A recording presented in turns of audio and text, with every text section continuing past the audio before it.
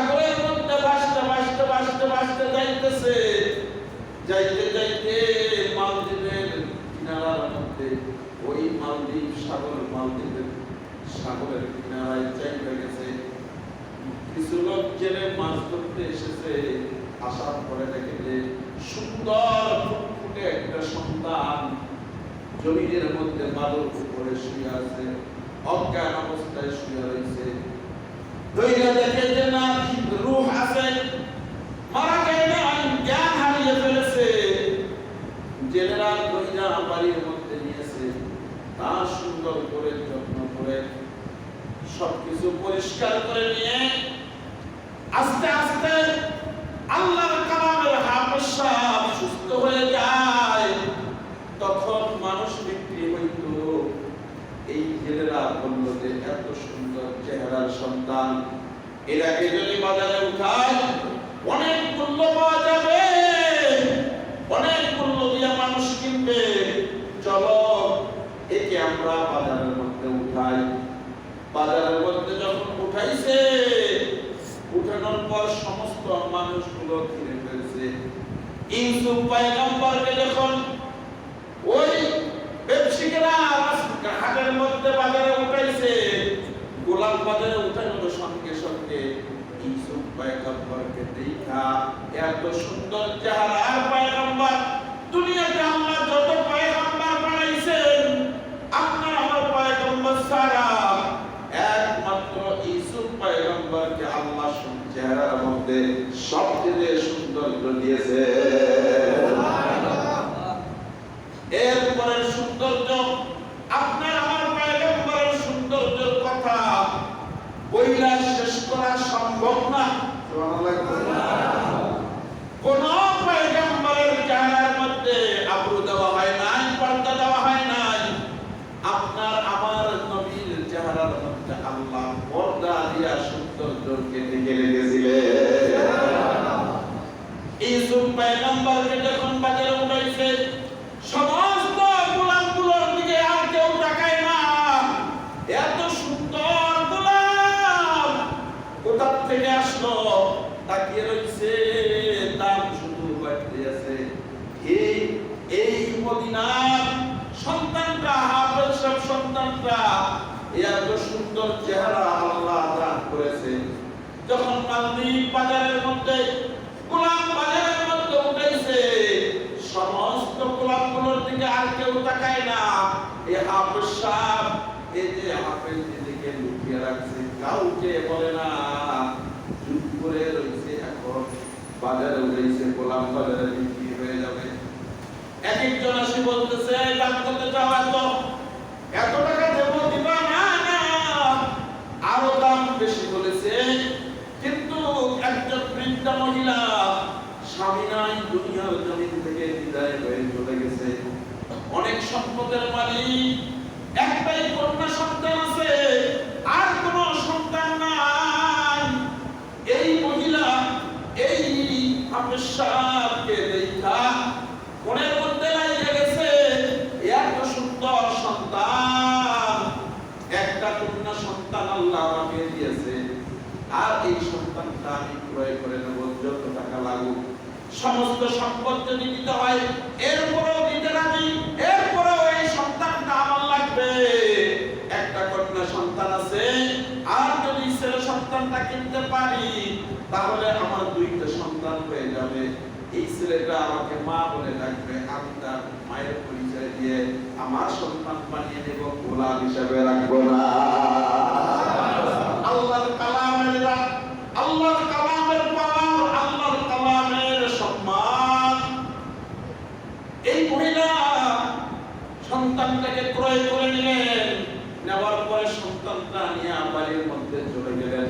বাড়িতে যাওয়ার পর বলতেছে, সন্তান, স্বামী অনেক আগে দুনিয়া থেকে বিদায় হয়ে চলে গেছে, একটা সন্তান, আমার কন্যা সন্তান একটা আছে, আমার ছেলে সন্তান নাই, তোমাকে আমি গোলাম বাজার থেকে ক্রয় করেছি। এই সন্তান, আমি তোমাকে গোলাম হিসেবে ক্রয় করি নাই। এই যে দেখো, ওই যে সীমানা দেখা যায়, এ পাশের সীমানা দেখা যায় না, এই যে সম্পদ, সমস্ত সম্পদগুলো আমার, এই সম্পদের মালিক তুমি হইবা। তোমাকে আমি গোলাম হিসাবে ক্রয় করি নাই, আমি তোমাকে সন্তান হিসাবে ক্রয় করেছি। তুমি আমার সন্তান, আমি তোমার মা। তুমি আমাকে মা বলে ডাকবা, আমার মেয়েটাকে বোনের পরিচয় দিবা, তুমি ভাইয়ের পরিচয় দিবা। এবার মদিনার সন্তানরা মা বাবাকে সাগরের মধ্যে হারিয়ে ফেলেছে, মা বাবার খবর নাই। কিন্তু সে যে কোরআনের হাফেজ এটাও কাউকে বলে না। ওই সময় মালদ্বীপ শহরটাই ছিল মূর্তি পূজারী শহর, মূর্তি পূজারী শহর। ইমানদার কেউ ছিল না, বাদশা পর্যন্ত মূর্তি পূজারী ছিল। এবার এই সন্তান যে হাফেজ মুসলমান এটার পরিচয় দেয় না। দিন যাইতেছে, সুন্দর দিন কাটতেছে। কিছুদিন যাওয়ার পরে হঠাৎ করে এই সন্তানটা নদীর কিনারায় চলে গেছে। যেই নদীর কিনারায় পাইছে ওই নদীর কিনারায় চলে গেছে। যাওয়ার পর ওখানে কিছুটা ঘোরাফেরা কইরা এবার বাসার দিকে যখন চলে আসছে, আসার পরে দেখে মা গুনগুন গুনগুন করে কান্না করে। কেন মা? ও মা, কান্না করো কেন? কি হয়েছে একটু আমাকে বলো।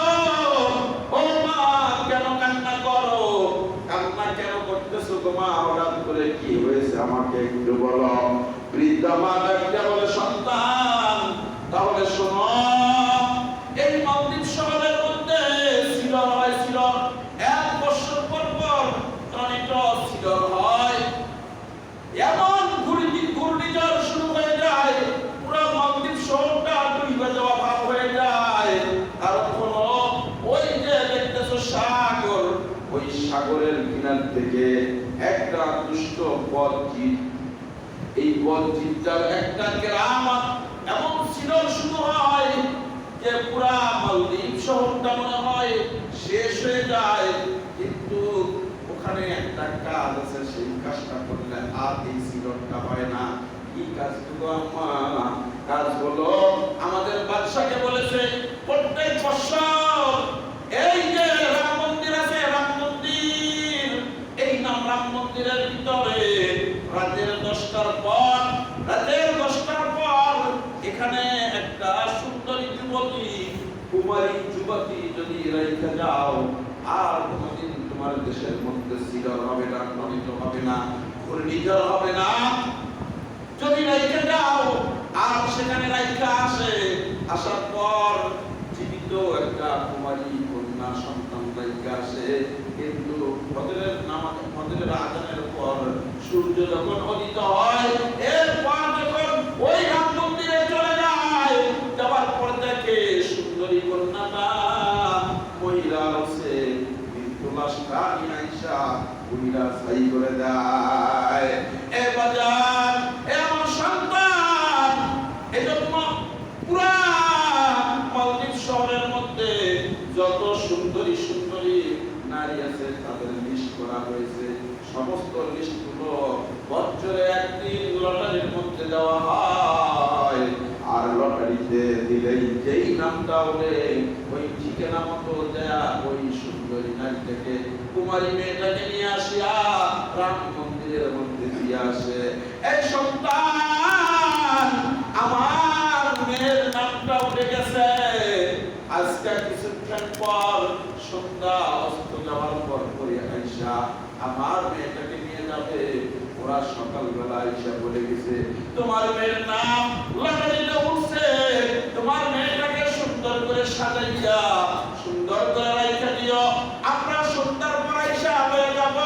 এ আমার কলিজার টুকরা সন্তান, তোকে তো আমি ক্রয় করেছি না, না, আমি মনে হয় তোমাকে পেটে ধারণ করেছিল সন্তান।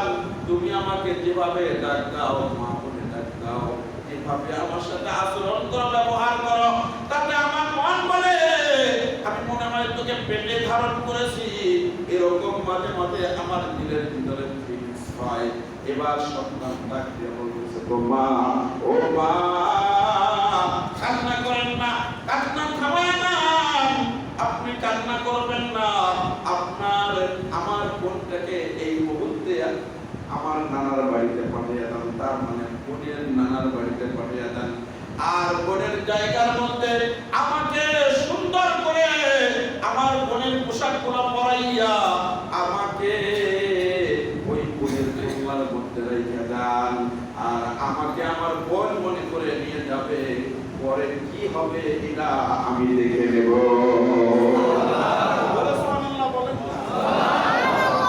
খারাপ লাগতেছে?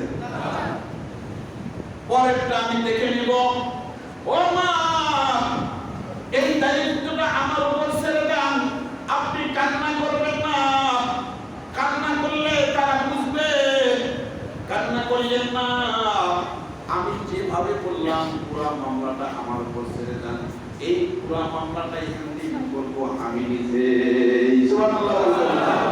মা ডাক দেয়া বলতেছে, সন্তান, না না আমি পারবো না। তোমাকে আমি অনেক সম্পত্তি ক্রয় করে নিয়ে এসেছি। আমার চোখের সামনে যদি আমি তোমাকে না দেখি তাহলে মনে হয় আমি পাগল হয়ে যাই।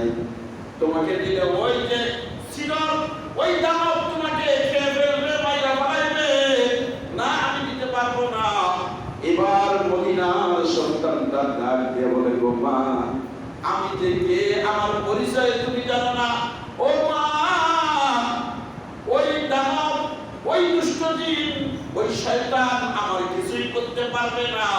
ওরকম হাজার লক্ষ শয়তানের শক্তি আল্লাহ আমার সিনার মধ্যে দিয়েছে।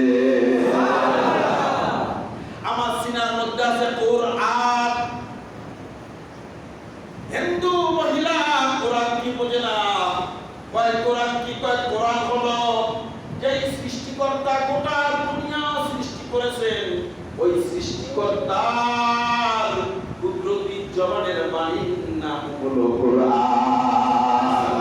30 পারা কোরআন আমার সিনাতে আছে। আমার কিচ্ছু করতে পারবে না গো মা, আমাকে ছেড়ে দেন আর আমাকে সাজিয়ে রাখেন, আমাকে সাজিয়ে রাখেন। এবার সন্তানের কথা অনুযায়ী মেয়েকে নানার বাড়িতে পাঠিয়ে দিল। আর সন্তানটা, ছেলে সন্তানটাকে মেয়ের পোশাকগুলো পরাইয়া দোলনার মধ্যে বসে রাখছে। সন্তান পর রাজার লোকের আইসা এইবার নিয়ে যাচ্ছে, এই যুবককে নিয়ে চলতেছে, যাইতেছে যাইতেছে। এই মদিনার সন্তান, পাকিস্তান, মদিনা, মিশর, পুরুষদেরকেও নারীদের মতো দেখা যায়। ঠিক না বেটি? 12 থেকে 13 বছর বয়সের যুবক, কি বয়স হয়েছে, মেয়েদের মতো দেখা যায়। সাজিয়ে গুজিয়ে যখন রাখছে, মেয়ে সন্তানের চেয়েও তাকে আরো সুন্দর দেখা যায়। এবার চুপচাপ করে দোলনা থেকে নামিয়া রাজার ওই যে ঘোড়ার গাড়ির মধ্যে উঠে গেছে, চলে গেছে। যাওয়ার পর রাজার সামনে গেছে, বলতেছে, যারা রাজার লোক এসেছিল এরা বলতেছে, ও মহামান্য রাজা সাহেব, এই যে এই কন্যা সন্তানটা অন্য মেয়েদেরকে আনতে গেলে কত চিল্লা মিল্লা কান্নাকাটি কত কি করেন, কিন্তু সে স্বেচ্ছায় গাড়ির মধ্যে উঠেছে, অনেক ভদ্র, অনেক নম্র, কোনো চিল্লা পাল্লা করে নাই। এবারে আমাদের দানব মনে হয় আরো বেশি খুশি হয়ে যাবে, ভদ্র মেয়ে আমরা নিতেছি। আল্লাহর বান্দা যখন যায়, যখন সাজিয়ে রাখছে, ওই সময় মায়ের কাছ থেকে বলছে, মা গো, আমাকে এমন একটা পবিত্র কাপড় দিয়া দাও, যায় নামাজের মতো, যেটার মধ্যে আমি বিছাইয়া নামাজ পড়তে পারবো। মা একটা কাপড় দিয়েছে, কাকের নিচে নিয়েছেন, যায় নামাজ নিয়ে চলে গেছেন রাজপ্রাসাদের মধ্যে যাইয়া। এবার সময় মতো রাজা বলছে, দিয়েছেন রাম মন্দিরের ওই মূর্তির পিছনে রাইখাইছে, সোয়া রাইখাইছে। আসার পরে এবার আছে চুপচাপ। রাত যখন গভীর হয়ে গেছে, দেখে সাগর থেকে বিকট শব্দে আগুনের ফুঙ্কি হয়ে সা সা করে চলে আসতেছে। 12 বছরের সন্তান এবার মন্দির থেকে, শোয়া থেকে দাঁড়িয়ে গেছে, মন্দিরের দরজা থেকে বাইরে হয়ে দেখে একটা বিশাল বড় আগুনের ফুলকা আসতেছে সা করে মন্দিরের দিকে আসতেছে। এবার হাফেজা দেখায় এবার আল্লাহর কালাম তেলাওয়াত শুরু করে দিয়েছেন। আল্লাহর কালাম যখন তেলাওয়াত করেছেন, তেলাওয়াত কইরা যখন ফু দিয়েছে, ওই সিলন ওই দুষ্ট জিন ফিরে চলে গেছে সাগরে। আবার কিছুক্ষণ পর আবার আসছে, আবার কোরআন তেলাওয়াত করে ফু দিয়েছে, আবার সাগরের ভিতরে চলে গেছে। সবাই কি একবার সুবহানাল্লাহ বলা যায়? এভাবে তিনবার এসেছে, তিনবারই তেলাওয়াত করে ফু দিয়েছে। এই দুষ্ট জিন যদি কাউকে আসর করে বেশি লাগবে না, সূরা জিনের লাস্টের 3 আয়াত কইরা ফু দিয়া রেখে জিন কোথায় যায় খুঁজা পাওয়া যাবে না। ঠিক না ঠিক? চলে গেছে জিন, চলে গেছে। আর কোন জিন নাই, কোন কিচ্ছু নাই, সিদর নাই, ঘূর্ণিঝড় না নাই, কিচ্ছু নাই। সকাল হয়ে গেছে, সূর্য উদিত হচ্ছে। এর ভিতরে আল্লাহর বান্দা হাফেজ সাহেব সারা রাত তাহাজ্জুদের মধ্যে কাটাইছেন। ফজরের নামাজ পড়ার পর আল্লাহর বান্দা এবার বিদায় নামাজে বসে রয়েছেন। ইশরাকের সময় হয়েছে, রাজার লোক চলে আসছে লাশ নেওয়ার জন্য। আসার পর দেখে আল্লাহর বান্দা ইশরাকের সিজদায় পড়া রয়েছে। ইশরাকের নামাজ শেষ করার পর এবার আস্তে করে মন্দিরের দরজাটা খুইলা বলতেছে, আপনারা আসছেন কই? তুমি কে? কয় আমি কে? আমি হলাম গতকাল যে আমাকে রাইতে গেছেন মনে নাই, আমি সেই ওই রেখে গিয়েছিলাম মহিলা। কয় না না না, মহিলা নয়, আমার বোনকে নিয়ে আসার কথা ছিল, আমার বোনের বদলা আমি এসেছিলাম। কয় ঘূর্ণিঝড়, কয় মরো নাই কেন? কয় না মরি নাই। চলো চলো চলো, এখন এখানে কিছু শোনা যাবে না। রাজা রাজপ্রাসাদের মধ্যে চলো। রাজপ্রাসাদের মধ্যে যখন নিয়ে গেছে, এই আল্লাহর বান্দা নবীর উম্মতের দল, কোরআন বলার সাথে বেয়াদবি করিও না। তোমাকে আমি তোমার পায়ে হাত দিয়া বলি, কোন কোরআন বলার সাথে বেয়াদবি করিও না। যদি বেয়াদবি করো, মৃত্যুর আগের দিন হলো এর ফল পেয়ে যাবা। হয়তো ঈমান হারা হয়ে কবরে যাইতে পারো, ঈমান হারা হয়ে কবরে যাইতে পারো। খবরদার বেয়াদবি করো না। কোরআন আল্লাহর মর্যাদা আল্লাহ দিয়েছেন। আল্লাহ কয় কোরআনের যে মর্যাদা, কোরআন বলার আমি আল্লাহ একই মর্যাদা দান করেছি। এবার যুবককে যখন রাজপ্রাসাদে নেওয়া হয়েছে, রাজা জিজ্ঞাসা করে, কি ব্যাপার, তুমি কেন ওখানে? ও রাজা মশাই, লটারির মধ্যে আমার বোনের নাম উঠেছে, আর আমার বোনকে আমি লুকাইয়া নানার বাড়িতে পাঠিয়ে দিয়েছি। বোনের জায়গার মধ্যে বোনের পোশাক পরিধান কইরা আমি ওই দোলনার মধ্যে ছিলাম। গতকাল রাত্রে আমাকে আপনার লোকেরা রাম মন্দিরে রেখে এসেছিল, কিন্তু রাজা মশাই এসেছিল ওই ঘূর্ণিঝড় ছিল, ওই দানব প্রকৃতির জিন এসেছিল, কিন্তু আল্লাহ আমাকে এমন একটা শক্তি দান করেছে, ওরকম কোটি কোটি দানবের শক্তি আল্লাহ আমাকে আমার সিনায় দিয়েছে। আমি সেটা প্রতিরোধ করে তাকে আবার সাগরে পাঠিয়ে দিয়েছি। আল্লাহু আকবার। আমি আবার তাকে একবার নয়, দুইবার নয়, তিনবার আমার সাথে সে যুদ্ধে এসেছিল।